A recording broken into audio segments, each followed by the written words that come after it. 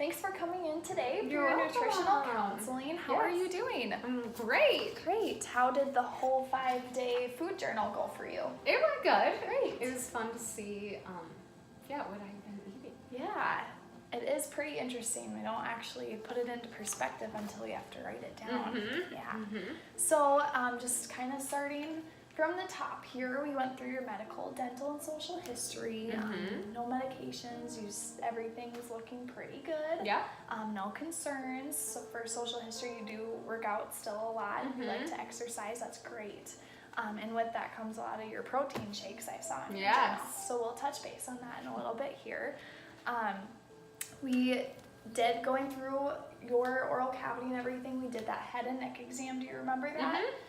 So your intraoral findings, we did see a little bit of some staining, which can have been factored in from your cardiogenic diet or some parts malnutrition, and also the white or light coating on the tongue, which we can talk about techniques and habits to combat that. Okay.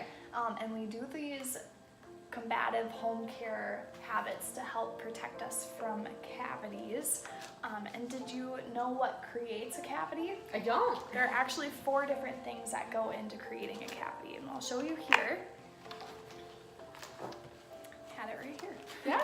All right, so there's a lot of bacteria and biofilm in our mouth, and that over time and lack of saliva with a cardiogenic diet or cavity-causing diet and a lack of tooth resistance can cause a cavity, but we can combat all of these things.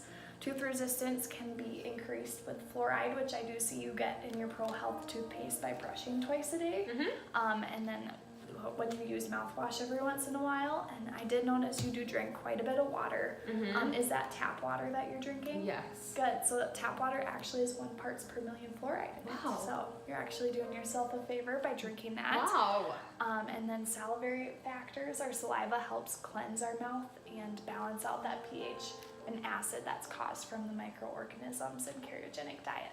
Do you have any questions about that? I don't think so. Awesome. So we did do a caries risk. We call it Canberra. You were at a moderate, but only because you have that lingual bar, and sometimes that can cause or create a challenge in the biofilm accumulation and keeping that clean down there. Okay. But otherwise, looking pretty good. Your periodontal class is number 1. Okay. So that means you do have some localized gingivitis, but there's no bone loss and it's reversible. Okay. So that's looking pretty good there as well. So the purpose that we do a dietary analysis or this nutritional counseling is because your oral health and your diet are interrelated. Our mouth is basically an entry for our body, and having malnutrition can suppress your immune system, and having a high sugary or starchy diet can really affect our enamel in different parts of our mouth too. So taking a look here at your chart, I will note there is a little bit of some snacking throughout the day, and actually frequency of the food and cardiogenic food is it can be more harmful than the quantity. So contrary to a lot of people's beliefs, when they eat a lot of chocolate, sure, I mean that's bad, but if you're eating a lot of chocolate over a long period of time, your mouth isn't able to balance out its pH. So frequency is very important, and we'll touch base on maybe some goals with snacking in a little bit too. And then different textures or consistencies of our food, with it being soft and sticky, that really helps promote accumulation of bacteria too, around the gum line and in between the teeth. Okay. So some tips to combat that. Keep drinking your water. Swishing. Do you think it's important to brush right after we eat? Actually, it's not. So brushing does the opposite of neutralizing. We want to wait at least 20 minutes to brush after eating. So just keep it up with the swishing and drinking of that tap water. Okay. We do something called a sweet score. And so liquids are 1 point. Carbs or hidden starchy sugars like in bread, those are going to be a 2. And anything that's just straight up sugar like candy, cake, cookies, that's going to be a 3.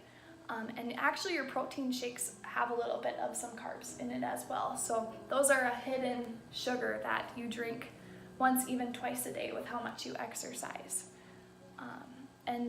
I do see that you snack on carrots a lot, which is actually great. So how hard and consistent that food is helps kind of clean the plaque off of your teeth. So opposite of that soft and sticky food. Yeah. Do you chew gum ever? Not really. That's going to be another thing that helps. So there are certain sugar-free gums and gums that contain xylitol, which help the bacteria that kind of cause acid in cavities to rinse off your teeth easy, and it stimulates your saliva to help balance the nutrients and everything out. Okay. Do you have any questions? Not yet right this now. far? Mm-mm. Awesome. So do you have a goal in mind after going through? I think based off the knowledge you just told me, or facts, I'm snacking too much, so maybe I can reduce my snacking. Snacking, and you know what, by reducing your snacking, that might help your sweet score too. You were at a 44. Okay. We want the score to be 10 and under. Anything over 10 is going to be considered a high score. Okay. So maybe with that snacking, that'll bring that down a little bit too. Otherwise, you are eating fairly healthy. It's just those hidden starches that we kind of forget about sometimes. Okay. Awesome. Okay. Perfect. Great. Okay. Well, thanks for coming in and doing your 5-day You're analysis, welcome. even over the weekend. I know Yes. it's hard to keep track sometimes. That's okay. It worked out.